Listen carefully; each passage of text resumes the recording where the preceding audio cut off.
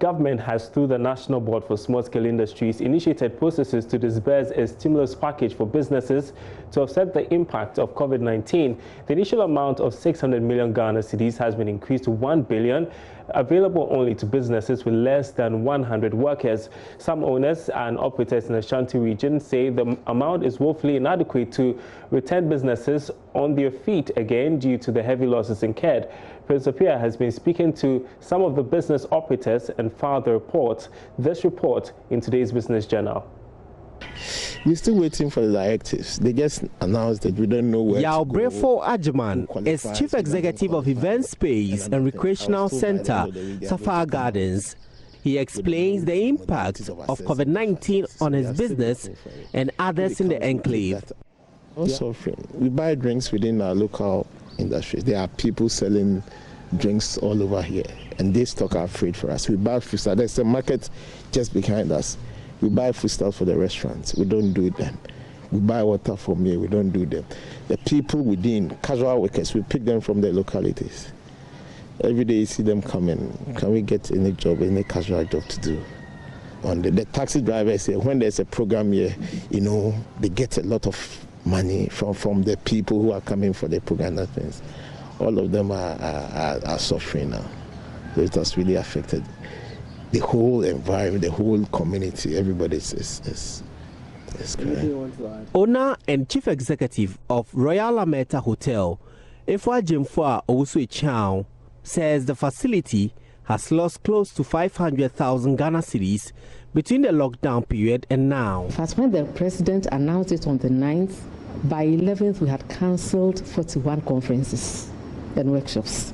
It spanned between March and July.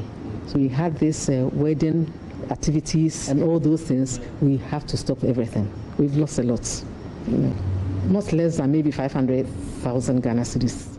President Akufo-Addo launched a stimulus fund on Tuesday as part of intervention to cushion businesses like Yao Brefo and Owusu-Echao in the hospitality industry against the impact of the COVID-19. There are, however, fears some businesses, by their status, may not benefit from the relief package.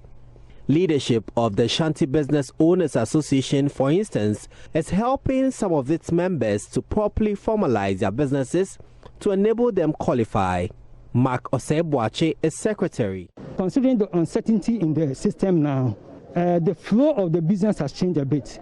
We heard our stimulus packages. What are you also doing locally since you operate within this space? Some of them have their business not well formalized. So we are trying to formalize their businesses to make sure that anything that's going to happen, they are going to have a benefit of what the intervention that the government is bringing on board.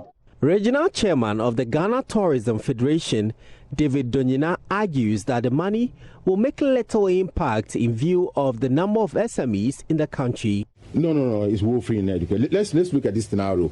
We have about 1 million SMEs in Ghana. Now let's take that. The woman said they are going to focus on 200,000. Now if you divide 200,000 by 600 million, it's 3,000. What is 3,000 to a hotel? Now, so my hotel, a 2-star hotel, if I get 2,000, what is 2,000 to me? It can't even pay 2 stars.